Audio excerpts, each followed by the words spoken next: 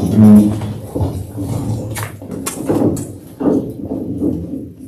pledge allegiance to the flag of the United States of America and to the republic for which it stands, one nation, under God, indivisible, with liberty and justice for all.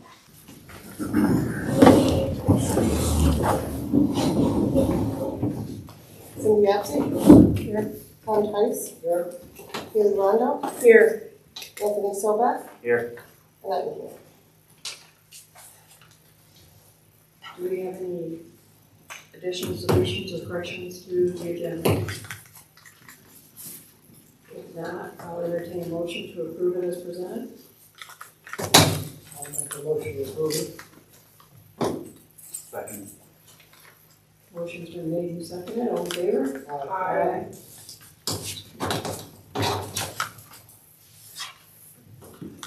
Public comment. Mr. Scott, Can I go first? you can go first. Where should you have me so all three cameras? Where would you like? Oh, what is your best Right on side? the table.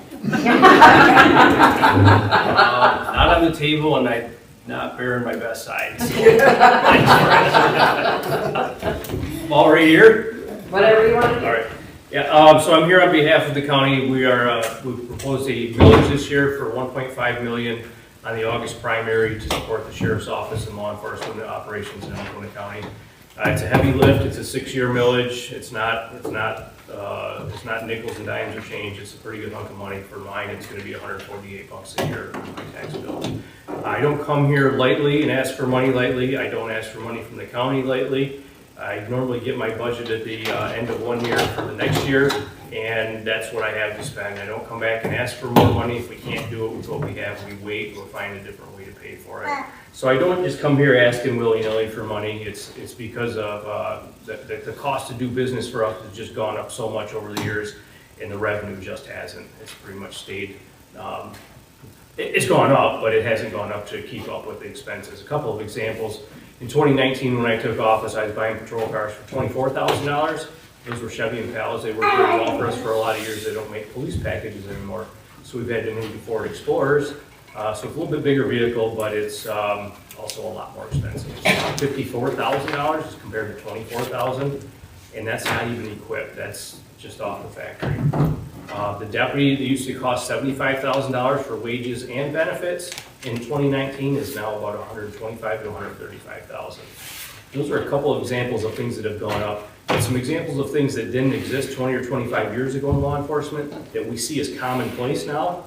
Tasers, in-car cameras, body cameras, encrypted radios. I've just been changing over encrypted radios, and that was a little over $100,000 lift. I've been able to do most of that with grants. So all of these things that didn't exist a few years ago, they're commonplace now. And we didn't have to buy those, some of them not even 10 years ago, but they're commonplace. We have to buy them to keep up with things. Most of those are to keep my people safe, and some of them to keep the community safe. But we just don't do it without them anymore. We just can't. So I'm looking to do a couple things with this, pretty much maintain what we have, but we got to add a little bit to our staff. I'm not looking to put a battalion out there to ticket people to death. That's not our goal. But I got to get enough people out there to reduce my overtime a little bit. I've had 3 people last year that worked $300 of overtime, and it's not the first year they've worked it. They've been working that kind of overtime for a while. And so last week I had a gentleman say, well, gee, Sheriff, that's only, if you break it down, that's only an hour a day. What's the big deal? Well, the big deal is they work nights, holidays, and weekends. They don't work 1 extra hour a day. So they work 12-hour shifts, usually on holidays, nights, and weekends, and it's tough. It's shift work.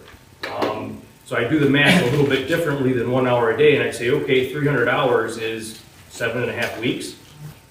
That's almost 2 months worth of overtime a year. That's pretty significant. It's tough. That's burning my people out. It's too tough on them. We can't keep doing that. Tired cops, burned out cops are not safe cops. They need to be on their A game to be safe for us and for them. I'd like to put a detective on, which is what we historically had. My levels right now, by the way, are about 11 sworn that work the road patrol. Historically, it was 14.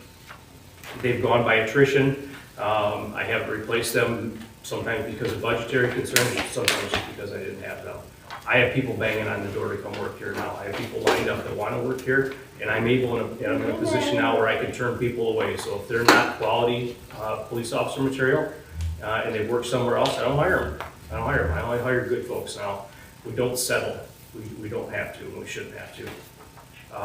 So we're looking to increase staff a little bit, maintain services as far as our technology goes, and likely put a detective on it. Really not much more than that, and it's a pretty heavy lift, I get it. Like I said, I don't come here just asking because. So why is it okay to do it now? I fought this off for 8 years, and I haven't wanted a millage for 8 years, just because we've made cuts, and we've done what we've had to do, up to and including the jail reduction to house our inmates out to save money so that we didn't have to do this. And we've been able to make ends meet, but it's just gotten to the point we're not able to do that anymore. And we have to leave it in a position where the county commissioners have to decide whether they can or will fund my office going forward. It's 5 people with 5 different opinions, and I prefer to leave it up to you folks whether we do that or not, rather than those 5, no offense. But it's up to you whether we fund the sheriff's office going forward. So that's kind of what we're looking to do. We do have one of the 3 or 4 lowest tax rates, property tax rates in Michigan, based on counties. And most of the surrounding counties around us do have some type of sheriff's office or law enforcement millage. They look a little bit differently. Alcona County does a equipment millage, they do a drug task force millage, and they do a 911 surcharge. Alpena does a jail bond. Iosco does a sheriff's millage that funds their animal control and a couple other jobs down there. So everybody seems to have them around us. We've held off long enough, and it's good that we have. It's really good that we haven't had to come to the taxpayers for more money up to this point, but that's kind of where we're at now. And if public comment allows me to answer questions, I certainly will, and if it doesn't, I'll sit down and shut up. Yeah. Anybody have a question for you? I think so. Sure. Does anybody have a question for Scott about the millage? Looks like you're getting a long way. It could be good, it could be bad, you know? Can't quite read them. Hard to tell, yeah, it's tough crowd. They're a bunch of tough poker crowd, faces. believe me. Well, and if you want my opinion, I think it's a good thing to have a strong sheriff department, to have good authority like that around, because if you don't keep law and order, it's gonna be a problem. Well, I mean, I support it. so basically, if, we want to build things up in this county, we want to have a better place to live, right? And we want, maybe some more business, we want to see things happen like that. Nobody wants to live where it's not safe. People aren't moving to Flint, but this is a safe community, and I take a lot of pride in that. We used to run on weekends and run 25, 30 burglaries because we had breaking and entering sprees that were just nuts around here. That crap don't happen anymore. And I can't take all the credit for it, but it's just not happening. So it is a safe place to live, and we got to keep that up. The other part of it is there ain't nobody else coming. There's a state police post in Alpena, and we do have a minimal state police presence here. I'm thankful for it. I'm thankful for every minute they come around and help us out. But I can't rely on them. They are not stationed here. They're not permanent here. They come and go, and that's great. But I can't rely on them to fill holes in my schedule. I have to fill the holes myself. And I quite often get caught where we're sending people to Alpena's jail or previously to Iosco's jail, where I've had to leave the road patrol short, and I don't like that. And what I do is I'm praying and hoping nothing bad happens, and hope is not a plan. We can't keep hoping that nothing bad's gonna happen. It will happen sooner or later, and I don't want to get caught with my pants down and have short staff when that happens. We got to at least be working safe. And I appreciate that, thanks. Heard enough out of me? Burn up my 3 minutes? So I do have a stupid question for you. It's not super good. This is a new millage, correct? This is brand new, yes. Is it in addition to a millage you're already getting? I Or don't- did yeah. you let the other one expire and this is a new one? Great question, Cindy. We have never had a millage for the sheriff's office or law enforcement at all. This is entirely brand new. Up until this point, we've operated very frugally under the general fund. Oh, okay. Because there's a difference there, Yep, this is all brand new. Nothing expired, nothing went away, and we're not renewing anything. It's all brand new. All right. Which was that again? 1.5 mil for 6 years. You said you're down 3 officers compared to what you had before? I'm down a hell of a lot more than that. I'm down 15 people that worked in the jail that don't work for me anymore, and I'm down from historic highs on the road patrol of 14. Yep, down to 11 right now. We've ran the last 3 years with 10. Okay. And the only way we're doing that is we're working them so many extra hours of overtime. Yeah, but our It's also historic guys more are. expensive, which is also more expensive. Yeah, well, overtime's expensive, yeah. I still, if you're gonna talk to the bean counters, they're gonna tell you it's cheaper to pay overtime than hire more full-time with, with benefits and that. But not if it's wiping my people out and wearing them out, so. Not if they're tired, right?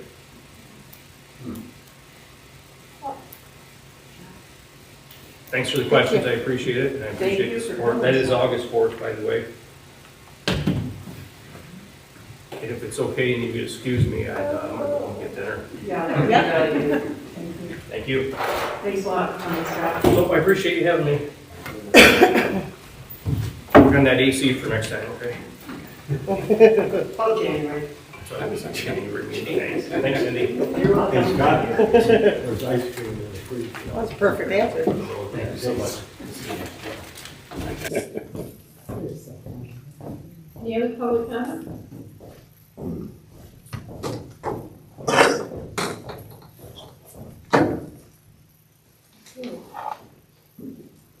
I'm still working on the bids for the Hubbard Lake sign. Also, Builders is helping me out in the street access on commission. I have a really hard time getting bids, but I will. We did have a resident make a really good idea on the light on it, and I'm really checking to see if we can get a solar light strong enough to run that light instead of having consumers come out and put it. Because when they took the sign, they took the meter, they took everything. That's the pole, the electric pole, everything. So we have to reinstall all that. So I think the solar light might not be a bad idea. I'm still waiting for the attorney Dan White on the injunctive relief order. It went to the other party's attorney, and I haven't heard anything back. I think that's all I have. I think it will be.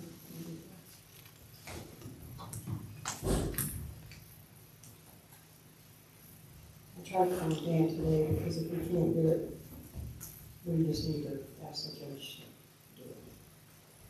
Or order him to do it.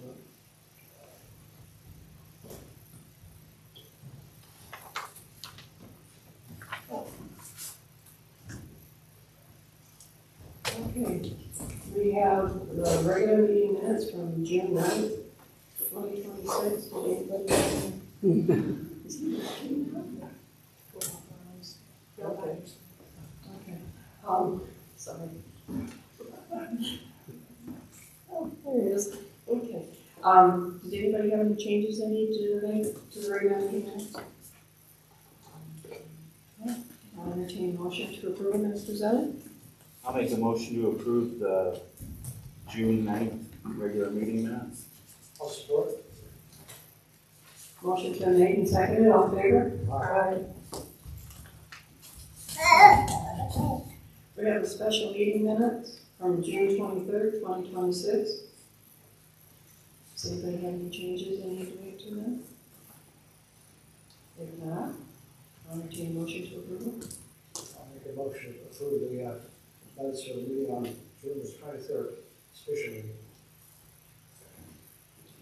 Motion's been made and seconded, all in favor? Aye. Motion carried. And then the June 30th special meeting. I have any, that was a real quick one. I'll make the motion to approve as presented. Oh, sorry. Motion's been made and seconded, all in favor? Aye. Motion carried. Did you have anything else in The only really thing I have is, so far we have 215 permanent ballots mailed out, and so far 62 have been returned.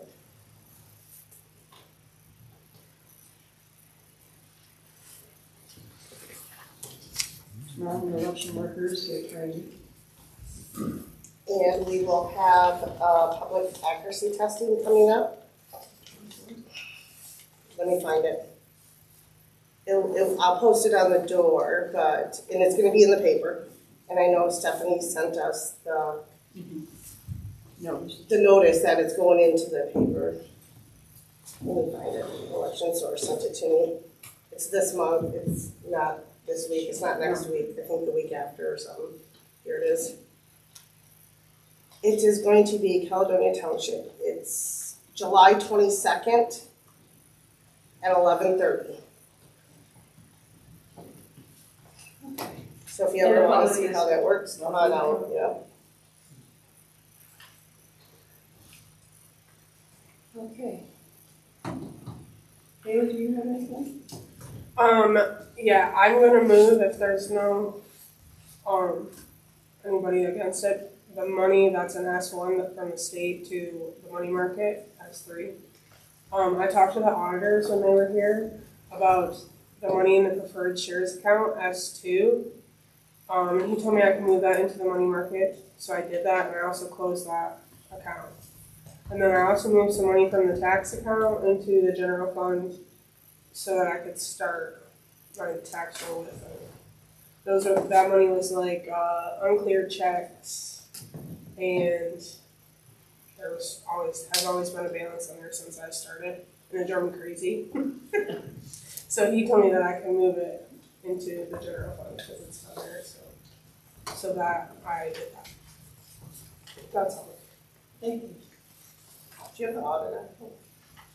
Nope. Should I jump back? Can I jump back to mine? Yeah, I'll do it under board comment. Thank you. Yeah. Thank you. Okay. Anthony? The planning commission met last night here, and there was a little bit of discussion on some changes for language and uses under our table of permitted uses. And that's gonna go to Denise, and then we can set a public hearing date for that. And then also I have this, this was what we've been kind of working on. Short-term rentals. So I don't know if you guys want, Tom's got one, I think. Oh. The other one? Yeah. Yep. So I don't know if you guys want to look at that for a month, because it's gonna need to go to the attorney, so I don't know if there's anything that you guys think needed to be added or taken out, or if you want to do anything at all about it. This is more or less, it's not,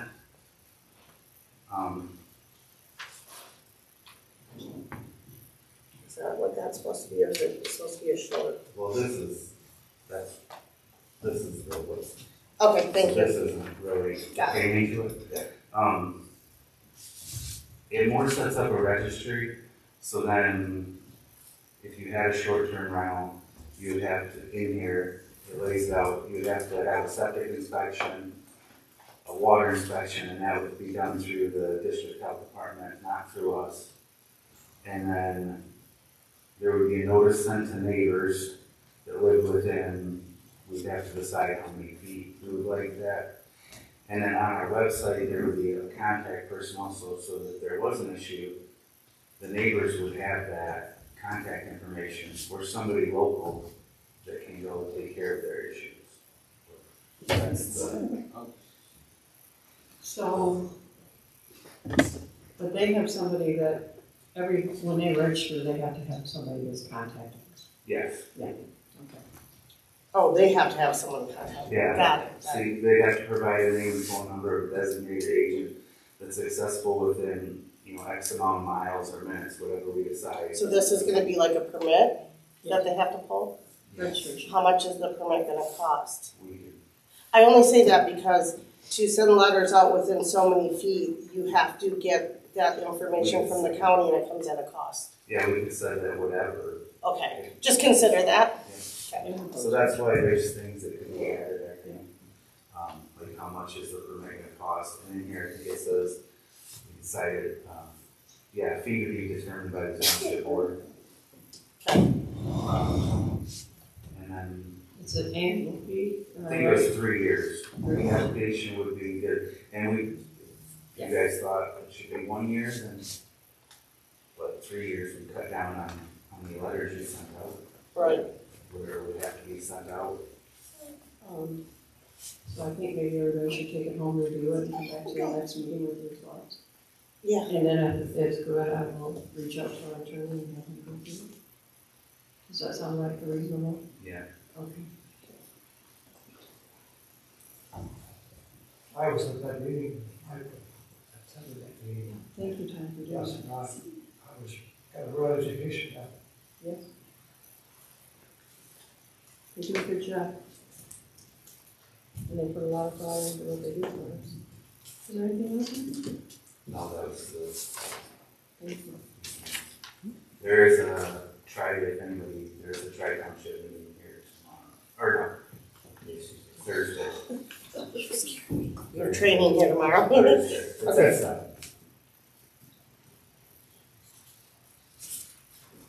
Okay, for the next up Wait a is minute. our very short speaker, Jim. Oh, yeah. Is that your hopeful? Yeah, I give up on that a while ago. I want to first announce that I've added 3 more veterans to to my list. That's in first 11. And these 3 individuals fell through the cracks for several reasons. One, the families don't put any of this information in the obituary. The other reason is they didn't even tell the funeral, nor did they probably even ask of the funeral. First one's Donald Gator, 1927 to 2022. He's on lot 142, first edition, United States Army, World War II. Thomas Jacob Compton, United States Naval Reserve, 1945 to 2016. Lot 127, first edition. Clarence Adolph Kent, United States Army, 1938 to 2025. Lot 5, second edition. How did I find out about him? Went to Williams Funeral Home telling me they're bringing his bronze military mark. Huh? Nothing in the obituary, nothing. But they're on the list now, so they're recognized. Well, that brings our total to 215, which is the number of absentee ballots that's been mailed out. I hope they are going to play. That's not a good comparison, Jim. That's funny. I was going to talk about the signers of the Declaration of Independence only because America just celebrated the 250th birthday or anniversary of America. What I want to talk about is that document. How many people read the Declaration of Independence? Anybody know how many people signed that document? Well, it's a founding built on dispossession. We're going to learn something. There's going to be a pop quiz tomorrow. But anyway, Always threatening us. merciless Indian savages. Language, land, and genocide. This is in the Declaration of Independence. Among the 27 grievances listed in this document, one line stands apart in its brutality. He, being King George III, has excited domestic insurrections amongst us and has endeavored to bring on the inhabitants of our frontiers, the merciless Indian savages, whose known rule of warfare is an undistinguishable destruction of all ages, sexes, and conditions. Now, does this mean the most famous document in American history really state, we hold these truths to be self-evident, that all men are created equal? Then hypocritically proclaim right afterward in its first inhabitants as merciless Indian savages, maintaining slavery in the colonies and promoting racism against the Jewish people. This sentence is the only explicit reference to a non-European group in the Declaration. It describes them not as people, but as violent obstacles to be removed. Far from being incidental, This language reflected a settler view that saw Native peoples not as fellow human beings, but as threats to be eliminated. The phrase, merciless Indian savages, is not a casual insult, but the founding fathers' political view. Merciless implies moral inferiority and inherent cruelty. Savages classified indigenous peoples outside the bounds of civilization and law. No tribe is named, no cause was explained. All Native peoples were grouped into a single, faceless enemy. This kind of language was used to legitimize extreme violence. The fact that this kind of language appeared in a founding document one claims to speak for mankind reveals a deep contradiction. The Declaration denotes white settler suffering while erasing the humanity of indigenous nations. Question is, whose land was it? Well, by 1776, the 13 colonies had already pushed deep into the native territories. Settlers had violated treaties with nations such as the Iroquois, the Shawnee, and the Cherokee. Frontier conflict was ongoing, much of it provoked by the colonial encroachment, not by the king. The British Crown's proclamation of 1763 had attempted to limit the western expansion beyond the Appalachians, but many of the colonists resented this, seeing as a block to profit. The Declaration of Independence flips this narrative.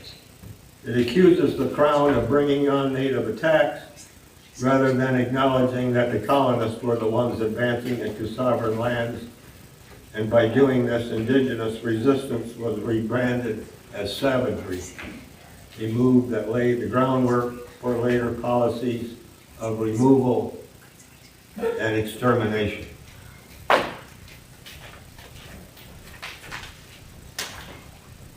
Many of the signers of the Declaration of Independence, which there was 56 of them, had direct stakes in indigenous property. George Washington held land grants in the Ohio Valley and would later launch military campaigns against native tribes. And hadn't been for the United Nations, George Washington and his troops would have starved to death in New York. Thomas Jefferson, as president, would oversee land purchases like the Louisiana Purchase in 1803, forced removal. Benjamin Franklin, though at times advocated for fair treaties, ultimately supported settler expansion. For many of the founders, indigenous peoples were a barrier to real estate, not as fellow nations, not as human equals, but territorial challenges to be managed. The concept of manifest destiny and indigenous eradication. Question the legacy of erasure and violence. The mindset of these people in 1776 was not isolated. It shaped American law and policy for generations.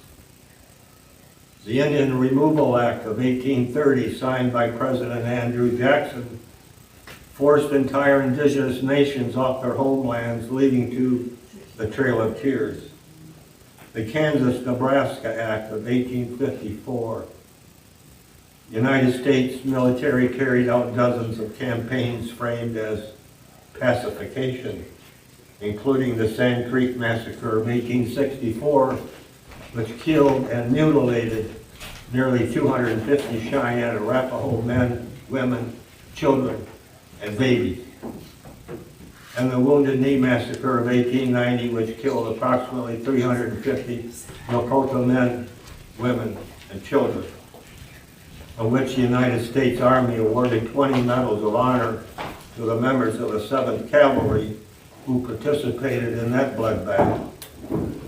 Some deemed it as a retaliatory act by the United States Army 7th Cavalry losses from the Battle of the Little Bighorn.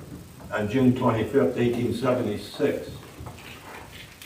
Native religions, languages, governing systems were outlawed or suppressed well into the 20th century, such as allotment, the Dawes Act of 1887, forced assimilation and boarding schools, cultural genocide, 368 broken treaties, the most famous being the Fort Laramie Treaty of 1868, the nearly successful extermination of the buffalo, eugenics, forced sterilization, ethnic cleansing, blood quantum regulation, Western movies, racial stereotyping, and even sports team mascots. All of this was made easier by one idea, that they were savages. And once that label stuck, violence became the only permissible but necessary. Liberty by elimination. While the Declaration of Independence called for liberty and justice, it also sanctioned conquest. The elimination of native nations was not an accident of history. It was part of the founding logic by portraying indigenous peoples as less than human. And the question remains, can a nation born from such erasure ever fully acknowledge its past? That's all in the Declaration of Independence. Merciless Indian savages is line grievance 27 of the 27. That's what this nation was founded. I rest my case. Thank you, Jim.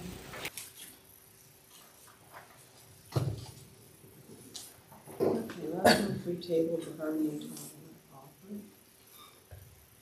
Did you talk to him or not? Yes, sorry. I did talk to Harmony Tower today. That one-time payment of $260,000 was for a term of 75 years. That was kind of my question as to the term wasn't written in here and if it wasn't, that kind of thing. He did say that we could counter it, but now that the terms are being at 75 years, it may make a change for us. So we may want to wait another month and think about that. At this point, we'd be losing out on quite a bit of money long term, because we were paying about 400,000. Can't remember what the original figures So are. now it's gonna be even more, they only went up 60, but they went up 25 years. So they went up 25 years, yeah. And we can tell them that, okay, maybe for 50, like, do you guys have his phone number to call him, to talk to him? Because I would like each of you guys to call him and talk to him. My question is, if they no longer use it, what happens? So I don't believe personally that some homes will be here for 75 more years. Right. I don't think they're gonna need cell phone. They're not gonna need cell phone. How about I send you guys all his phone numbers and you guys can go on with your questions and feel them out for yourselves too, as to what you think he'll do. Because he initially said 50 to 75 years, but he said if we count anything higher than this, it would have to be at 75 years. So you can maybe get this at 50. Because we countered before, right? We did. And they countered with that. Correct.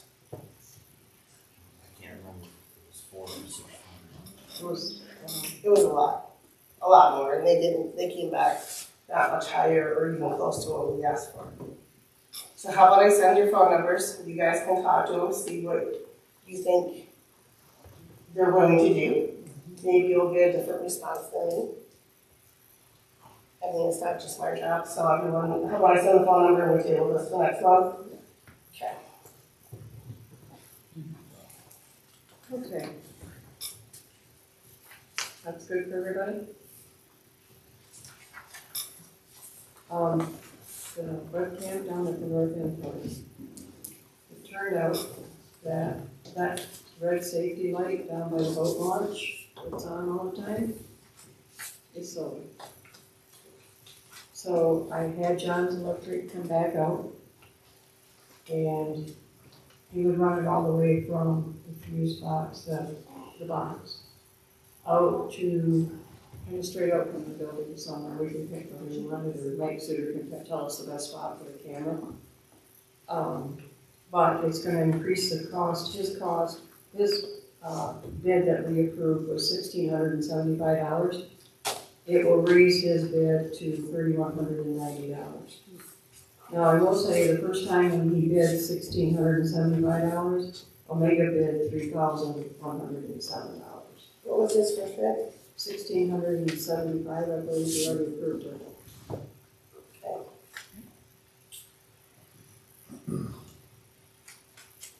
So even with this extra work, it's at the original cost of Omega without it. Yeah, so my point is I don't think it's being ridiculous.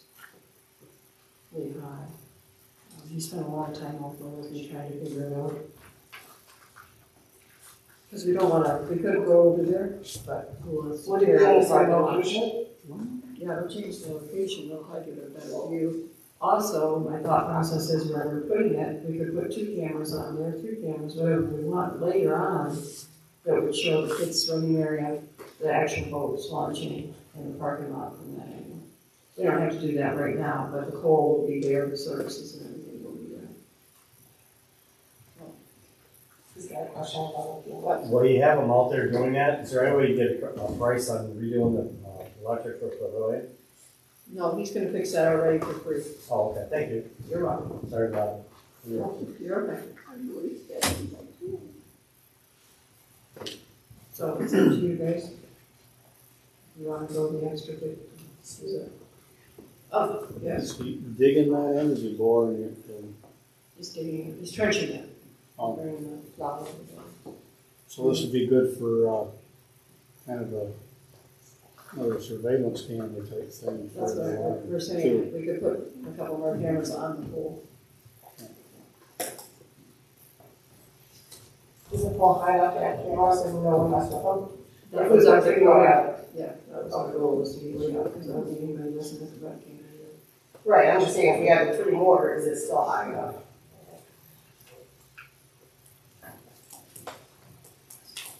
But we have a camera, we have everything. Well, we're kind of knee deep already to Yeah. not finish it. Um, Yeah. I make a motion to hire John's Electric for $33,190 to run the electrical out there and install the camera on the pole. Support it. Motion's been made and seconded, all in favor? Carried. I put lawnmowers on here because, I talked about it one night. So we can take it off, right? Yeah, I just get something every time.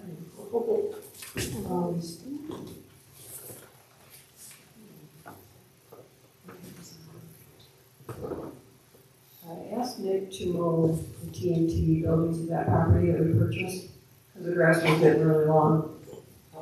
Mike Allard and Mayor Chief were, talked to me, and they are gonna hire Nick to do theirs and pay for that too.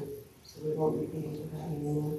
I did ask Nick to mow at the corner where the sign's gonna go, and that's like $25 a mow.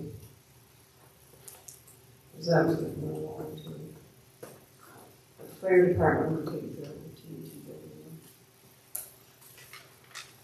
I would like permission from the board to work with the attorney to come up with a lease for the fire department on that property.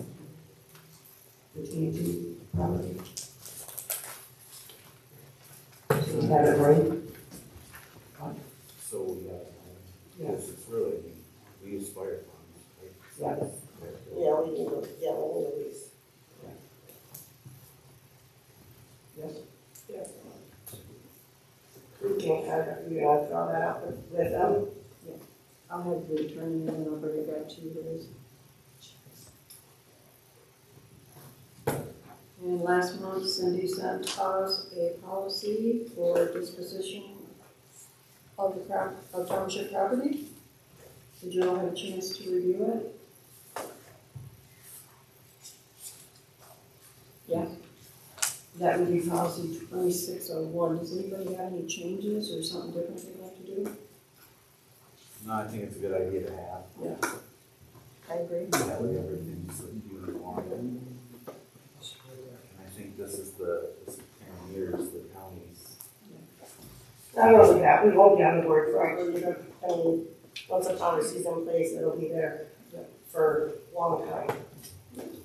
I don't think we ever thought about it until this property came in. No, because everything's been super small. Even following that, I don't think we disposed of anything over $1,000 ever. No. The tables and the chairs, and we tried to get rid of it. We can't do the tables and chairs. You talking about these ones? No, the old ones. Oh. We got rid of some of them that were upstairs, remember? Oh, those, yeah, we were talking 2 or 3, we're not talking about whole. That's all we. Right. I don't think we ever had anything down at over 1,000. Yes, that would be policy 2601. I'll make a motion to adopt the disposition of property policy 2601. Support. Do you want to roll call for this? Andy? I do. Okay. What's it called? Disposition of property. It is.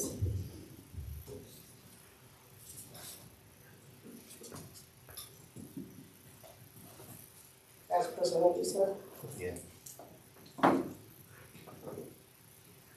Okay, let's start with Haley. Yes. I said yes. Anthony? Yes. Tom Tice? Yes. Cindy Apsey? Yes. 5 yeses. Motion carried.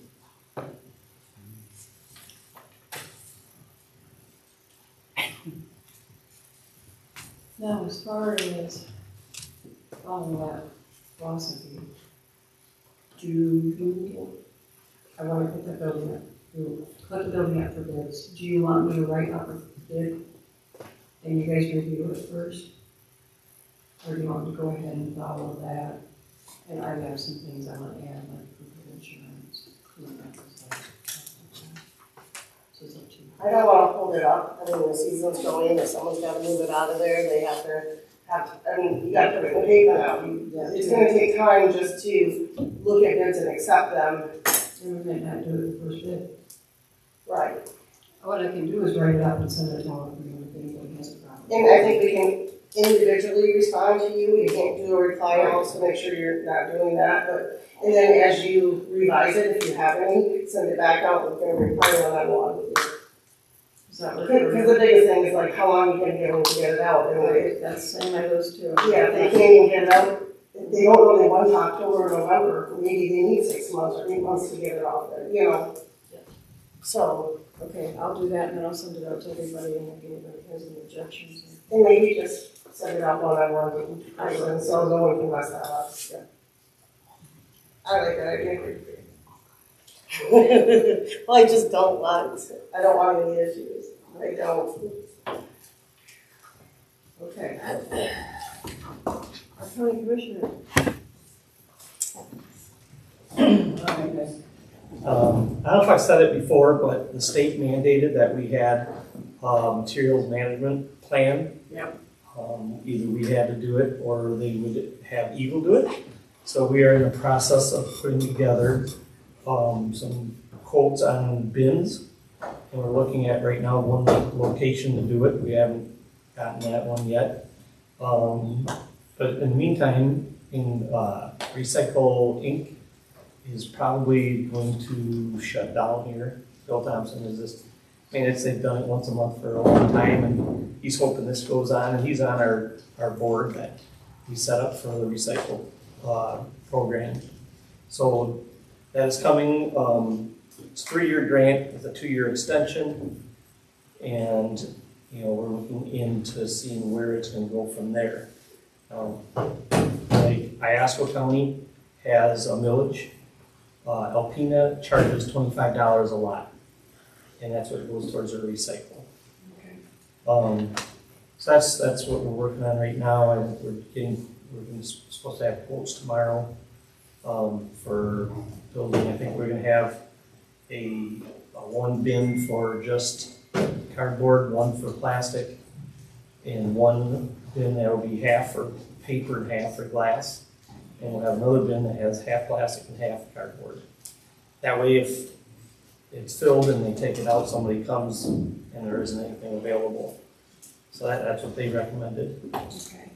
So that's what we're looking into doing right now. That's probably our one project we're working on, so. If you have any questions, I mean, it's all, like I said, and we'll see how our county in the future wants to do towards that. Like I said, Iosco has a millage. They utilize it a lot. Alcona is doing more and more, but they do have just a $25 fee that's charged each lot per year. So if whatever the county, our county, which direction they want, and Alpena has them in all their township, I think a lot of their township. Oh, that's good. Like Sanborn Township has one right in the back of their lot, and there's, I think, probably 8 in Alpena County. So, and Iosco this year has really started, they've got their millage and they're going stronger, so that's where we're at on that. Thank you.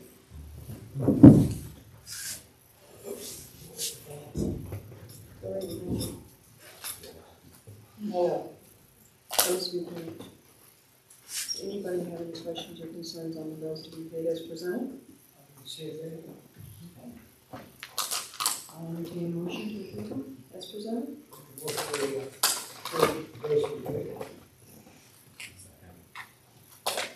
Motion's been made and seconded. All in favor? Aye. Motion carried. Our board comments. Somebody want to talk about the audit? Yeah, real quick, I did get the audit packets back, forgot to bring them to you guys tonight, sorry, I'll bring them to the next meeting. Basically what you already reported, it was, and I'm sure it's online by now, but it was a great audit. There was actually a compliment for Haley about how good her record keeping is, and the fact that her and I both had all of the stuff laid out. There was a few suggestions, they're not anything we're doing wrong, just things we could do differently. There was 3 suggestions. He said he always has to have a suggestion, like there always has to be at least one. So just keep doing what we're doing. But I'll bring it, sorry, for you guys to read. I can scan the overview pages. That's what I'll do. I scan the overview pages and send them out to you guys. Okay. So you can read it. Any other board comments? Did we get a permit to dredge at the north end? We got a permit for the north end, but it's never been, it's been like 5 years. Because the year that we got it, there was big rocks up in there, and everybody was complaining, And the water was low. and the water was low. And then since then, there's been no issues. So we have that. I'm just wondering how long the permit was good It's for. like 5 years and they can just keep it on. Because I assume there's a fee associated with it. I think we paid But $75 if we don't need to dredge it, that fee isn't horrible. If we need to dredge it, we have it, but dredging is not a huge issue. But we think we need to, I figured it would be better to do it while we had it. Yeah, you're 100% right. That's why I say it's good to have it, because we don't have to wait to go through the process when we do need to dredge. We just need to pay attention to when it's going to expire so we can extend it. People will let us know. Yeah. I know, Alcona just did it. They do it a lot. It was a DNR grant.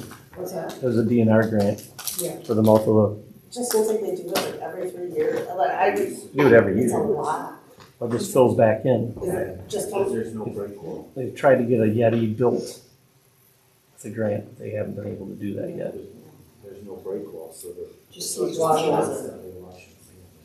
Wow. What they used to do it every year. Yeah, I just feel like every time I'm down there, there's equipment down there. That's gotta be tough for them. Who's doing it now? Trosher. Did it last 2 years, 2 or 3. I need to have her check if they need to do it. It's pretty nice. They haul the stuff off and they just pile it outside. They have the cameras and stuff on it. They piled it and then pushed it up for, they needed to fill for the pavilion. So DNR let them use that fill. Oh. A lot of fill. I'll make a motion to adjourn. Motion's been made and seconded, all in favor? Aye.